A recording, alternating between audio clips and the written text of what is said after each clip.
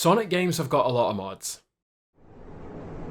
Yeah, that's pretty much it. The mods in Sonic games all add something fresh or different into the games most of the time. Take the big projects as the best examples, like Unleashed Project and Sonic Generations, which we wouldn't need if Sonic Team got their finger out and ported Unleashed to PC, or the plethora of combat revamp mods with Frontiers, like Hedgehog May Cry, Chaos Polarity, Video Soon, and Reforged Combat. Even physics mods and brand new playable character mods are around in some games, mainly Generations. But if you're like me and you're in that weird split between a casual enjoyer and a hardcore fan of the series, you'll definitely have looked for some Sonic mods outside of the Sonic series itself. Enter Risk of Rain 2. Risk of Rain 2 is an action roguelite, mostly shooter game with a lot of different things to unlock and different strategies to use, which is what keeps most players coming back for hundreds, if not thousands of hours. There's an already diverse set of playable characters within the base game, each with a unique moveset that can be expanded upon as you play it more. There's never any guarantee that you will make it to the end of the game each time you play, but that's the beauty of it.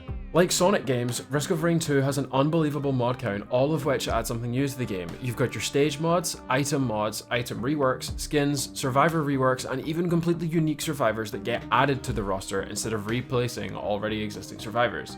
You can add loads of characters into your game, like Kaisa, 2B, Hunk, Darth Vader, Samus, Jerma, but one of those characters that I think changes the way the game plays entirely is Sonic.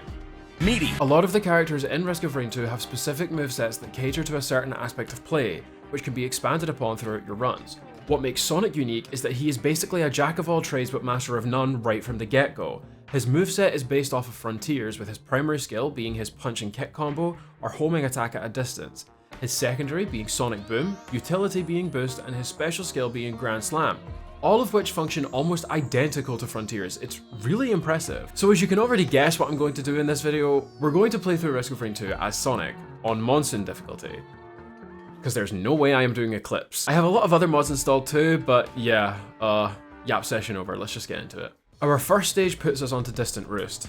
None of the maps cause any sort of issue for Sonic given his movement speed by default, as well as technically having two mobility skills, Boost and Grand Slam. So wherever a chest is, we're likely to be able to get it quickly. I started by sacrificing some HP to avoid Cradle and straight away got Void Scent Flame, and from this point I was thinking I'd won. Area of effect damage early on is incredibly effective, and the explosion on first hit makes up for the tiny bit of damage that Sonic lacks to kill most average enemies. I then grabbed some money for more items, starting with the Guillotine and the Death Mark, which aren't too great this early on because there's no elite enemies or many chances for debuffs. White items are definitely more effective early on, since a lot of them give you nice increases to your base DPS, like the Syringe, Focus Crystal, and the Watch. There's far too many of these items to discuss in this one video. If you've never played Risk of Rain 2 before, basically there's a boss at the end of most stages that you will need to kill to proceed. After killing the boss, the teleporter will always give you a green rarity item as a reward, with a chance of it being replaced by a yellow rarity item, which will always be unique to the boss you had to fight. Sonic's unique perk is that the Chaos Emeralds will spawn around the maps, up to 3 in one stage for the price of a large chest. You guessed it, get all 7 to become Supersonic. The buffs are incredibly strong. Our first boss is the Wandering Vagrant, which Sonic has no trouble with. He can just do basic attacks most of the time, and when the Vagrant does the supercharge, Sonic can either parry it or use Grand Slam to nullify the damage. With some nice luck, the Vagrant dropped its unique item, which does a ton of damage in a large area around you when you get to low HP. It's not quite a get out of jail free card, but the damage is nice. Stage 2 offered me a boss rarity printer, but it was offering the worst item in the tier. Nice. I'm lacking healing, so lucky for me, I could get Monster Teeth out of the healing chest. It gives you some healing orbs whenever you kill an enemy. The downside is that you have to actively be fighting to heal from it. Not exactly great this early. I also grabbed a Red Whip, which grants boosted speed outside of combat. Then I just needed money for some more items and oh, nice. My next attempt starts us off with the new map, Verdant Falls. Grabbing a backup magazine first item, this will help with how long Sonic Boom goes for. Getting lots of them is pretty strong. Then a Topaz Brooch, which gives a barrier worth a flat 15 HP when you kill an enemy that fades over time. It does stack with itself, but since it's a flat 15 HP, it won't scale as you level up, so you need to collect loads for it to be worth later on. Ugh. Got an energy drink for some mobility, and then found a Shrine of the Mountain, which will add another tier of difficulty to the boss, as well as adding an extra item reward every time you hit it, per player in the game. I have the Infinite Shrine of the Mountain mod, which lets you use it as many times as you want, but I only hit it once since it's still early game. Well, I regret that already, because the items I got following it were not really helpful at all. Ocular HUD is okay, but it only lasts 8 seconds upon use with a 60-second cooldown. And I ended up with 3 Stone Titans as the boss, and I just knew this wouldn't end well. They were taking forever to die, and there were just too many enemies spawning around, and without any area of effect, there wasn't much I could do. I did manage to beat them, but all I got were more shipping request farms, which don't help any base stats at all. Anyway, in stage 2, mistakes were made. I had a Void Seed to deal with, and Void touched enemies are not pleasant. After wasting so much time taking it out with no healing items, I thought I'd maybe be rewarded with some. Although with a bit of exploring, I got some AoE and a Prion accumulator, both very useful, and I kinda wish I explored for these earlier, but oh well. Thankfully I got Weeping Fungus, one of the best healing items, but as if there wasn't enough going wrong already, a Void Beetle from the cradle reached the gut. And as if guts weren't bad enough, basically everything that could have gone wrong did. My damage items were getting better, but they were still no match for the now 2 Void Touched guts I had to try and kill, which I never did, and I just went straight for the boss. Was that smart? No. Somehow surviving, we headed to stage 3 in Rally Point Delta, which is my favorite map.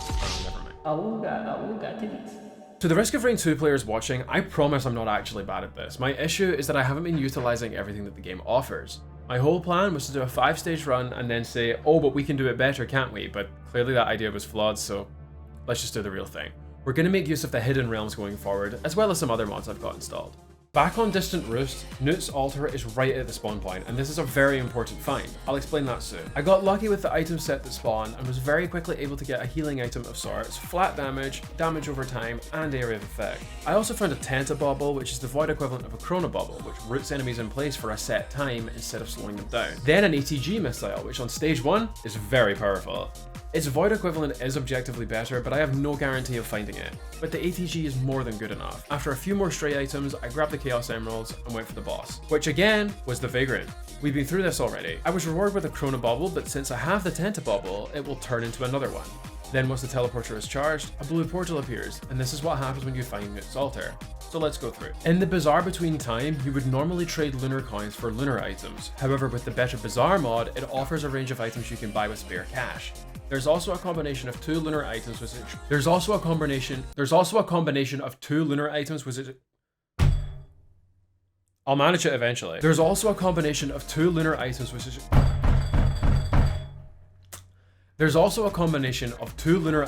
is extremely powerful, so we're going to work our way towards that and get 3 Gestures of the Drowned, which I have no problem affording. Next is Abandoned Aqueduct. The aqueduct has a hidden tunnel that you can only access by pressing 2 different pressure plates at the same time, and their spawn locations are random each time. I suck at pot juggling, so I've pretty much accepted that I'm never accessing the tunnel by myself. No! Okay, but never mind. Not that it mattered, the items you get from the tunnel can be found anywhere, but the tunnel is a guarantee. I got Kiaro's band anyway, alongside proper healing with our beloved Bungus and the Chaos Emeralds. I found a useless equipment, which is a problem since Gesture of the Drowned activates your equipment automatically as soon as it's off cooldown. It just causes more problems than it's worth. So heading to the boss, this is where ATG proves its usefulness. The missiles do 300% of your base damage, which is buffed further by a lot of items I already have. And the Clay Dune Striders just get cleared like nobody's business. I was rewarded with a War Horn, which boosts your attack power for 8 seconds when your equipment is used, and an extra 4 seconds for every extra one you get. This is going to prove extremely useful later on. Returning to the Bazaar, we can complete our combo of using 4 Gestures of the Drowned and Spinel Tonic. Spinel Tonic gives a large boost to most of your stats, but every lunar item has a downside, and for Spinel Tonic, it has a chance to reduce your stats whenever it's off cooldown. And this can stack. But with Gesture of the Drowned reducing the cooldown, 4 of them gives the Spinel Tonic 100% uptime, giving you a permanently massive stat boost at basically no cost. And since Spinel Tonic is equipment, you get the attack speed boost from the War Horn on top of that. Unfortunately, War Horns were not in the shop, so I settled for 2 more watches and a single shuriken. Next up is Scorched Acres. There's a Void Seed here, but I'm not exactly scared with my new powers. My powers have doubled since the last time we met, Count. Void touched enemies are immune to the first hit they take, but the shuriken will break that shield before the homing attack hits. And with no issues, the Void Seed is down, so I can take the money and the Needle Tick. Needle Tick will convert all tri-tip daggers into Needle Ticks, essentially replacing bleed damage for collapse damage. While bleed is better, there is another item that I want to get. Spoiler alert, I don't get it. That has 100% chance to bleed on crit damage, and it won't stack with the dagger, but it does stack with Needle Tick. Basically, big damage numbers.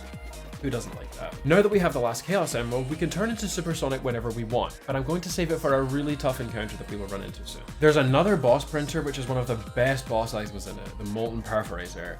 I would trade most boss items for this, but there's a chance I can get Shatterspleen from this boss, which I almost did. I got the Imp Overlord, but instead of Shatterspleen, I got the Slept-On Daisy. Just kidding, this item is shit. And a last minute Warhorn before going to the Bazaar. In the Bazaar, I grabbed a few extra gestures so I wouldn't need as many Warhorns for the speed boost, but unfortunately there wasn't anything else that was worth it. Now that we're in Sundered Grove, the items we pick up don't have as much of an immediate effect as they would earlier on.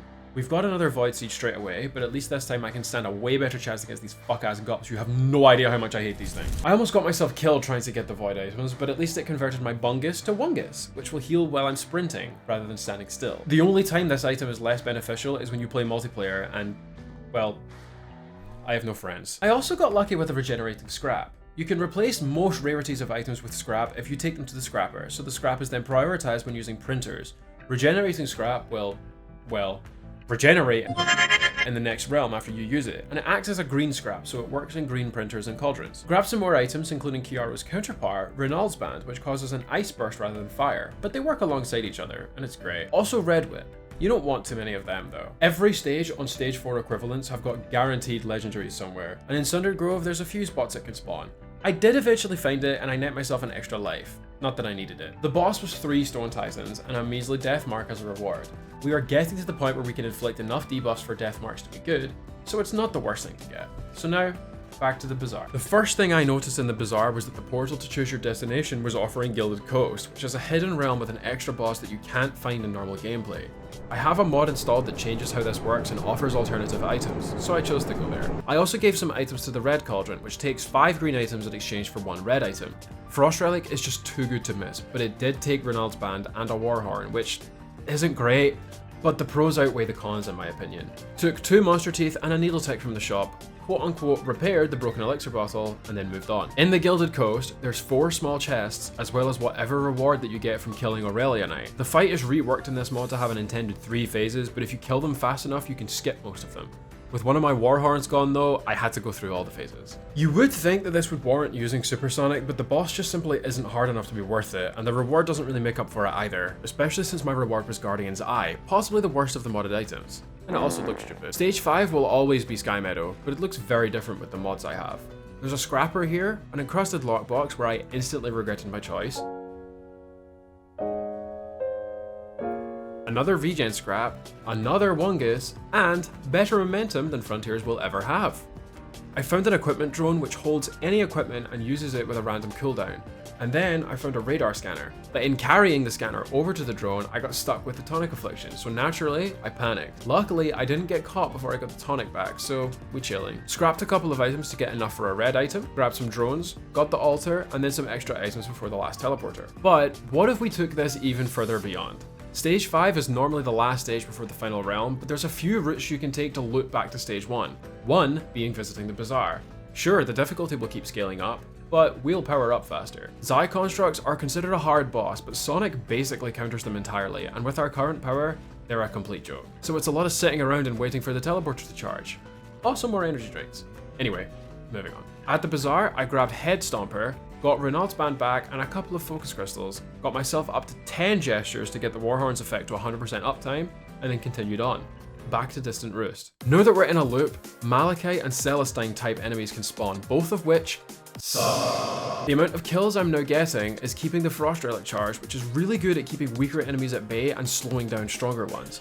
And with our mobility enhanced to an insane degree, we can clear out all the items on the stage in no time at all. I almost went straight for the boss, but when I saw the Shrine of the Mountain, I had my plan right then and there. I hit it a bunch of times and then went straight for the boss. One Celestine Stone Titan doesn't seem like much, but with the amount of times I've hit the shrine, it was pretty damn powerful. So I wiped it clean using Supersonic. And boy did it pay off, rewarding me with 15 regenerating scraps, bringing my total to 18. Also, with the Shrine of Repair mod, I could repair the broken scraps right at the cauldron and get even more use out of my scraps. Yes, this is practically cheating, but it's hilarious. Although in the bazaar, it was more important that I repaired the broken watches and bottles. So I got 3 alien heads from the cauldron, and then another one when I bought 2 more scraps from the shop. With the Shrine of Repair, this is effectively 60 scraps each time I get to the bazaar, which translates into 12 red items from the cauldron. I think it's fair to say I was going to win from this point. I also grabbed Shaped Glass before heading out. Minus 50% max HP for plus 100% damage. I'd say that's worth it. However, the run would only be free if I wasn't stupid, which I was. I have to grab the Chaos Emeralds again, which is fine, but I had the bright idea of using the cleansing pools to convert leftover lunar items into pearls, which give plus 10% HP. With the amount of gestures I had, it could easily make up for the HP I lost with the Shaped Glass, but I should have stopped when I got the Irradiant Pearl because the pool then took my tonic. This could easily have killed the run. Luckily, I could still kill the boss and then hide in the building above. My max HP has been reduced down further than the shaped glass did thanks to tonic affliction. The war horn had nothing to take effect off of. Luckily, the Queen's Gland I got from the boss could distract most enemies, but man, the panic was real. When I picked the Spinel tonic back up at the bazaar, you can see how much of a negative effect it was having. I still had enough gestures for it to be active all the time, but the war horn was suffering in return. But hey, no problem. Let me just grab 12 Aegises, so in tandem with Bungas, would triple my HP in a matter of a few seconds when running. Balanced. It's mainly just the Chaos Emeralds that matter from here on out, but Ukulele and Wax Quail are always a good find. Most common items have little to no effect now unless they are in huge quantities. Of course, I see green item, I want green item. So I grabbed 20 infusions to further make up for the HP cut over time. The bosses are pretty much a joke at this point unless we use Shrine of the Mountain. So let's grab the ATG and move on. And then we can get Ceremonial Dagger, an already good item, even better when you have 12 of them, doing 1800% damage on hit instead of 150%. Also got some healing, not that I needed it, and continued. Siren's Call is a very good 4th stage, since the red item is very easy to get. You can destroy some bird eggies, kill the boss, and bam, there you go. Pocket ICBM is a good item, tripling any form of missiles fired, which works for ATG missiles and fireworks whenever I interact with something. We have all 7 emeralds again, so I think I'll just save them for the final boss now, even though I hit the Shrine of the Mountain 20 times. We've grown so much in power that it wasn't an issue. Besides, if I go super now, I'd have to loop again to get the emeralds back. One last sweep for items, and then one last visit to the bazaar, where I got 3 more Lensmaker's glasses and 12 brilliant behemoths. Nice. Nothing stands a chance anymore. Huge stat increases, flying knives and gas bursts when enemies die, explosions upon every hit. Adding safer spaces to that, we now have an invincibility shield that only takes 12 seconds to recharge. We don't have much else to do, so after killing the boss before it even spawned, we charged the teleporter and went straight for the moon. Normally for the final stage, you would charge 4 different pillars which would allow you to take a jump pad up to the arena, but with enough mobility you can just jump up yourself. I had a look at any cauldrons at the back of the stage and my only options was Resonance Disc, which isn't the greatest against a single boss, but it's still better than some scraps that won't do anything. So now we can take on Mithrix, who didn't really put up that much of a fight in phase 1, and even after his army, his second phase was a joke too. And then we were doing enough damage to fully skip the final phase. And then you would now charge the rescue ship like any teleporter and escape. But instead, we're going to head back to the entrance and open the void to get to one last boss. We are definitely more than powerful enough to defeat the Voidling, but I wanted to play it kind of safe, so after phase 1, I activated Supersonic, mainly just to bypass the portals when it switches phase. But it also buffs our damage so much that we can take out each phase within seconds, and then that's it. We won. This challenge was a ton of fun to do, so let me know if you want to see me do challenges like this in other games.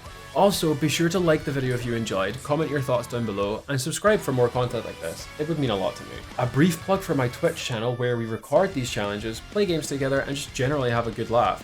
Just give me a follow and come say hi, it would also mean a lot. Also, big shout out to hweilla and Makon for the work on the thumbnail, as well as DS Gaming for creating the Sonic mod, and all the other creators whose mods I used as well. I will leave my mod code in the description so you can have a look at what mods I used yourself. And that's all from me. My name is Snack, and I will see you in the next one.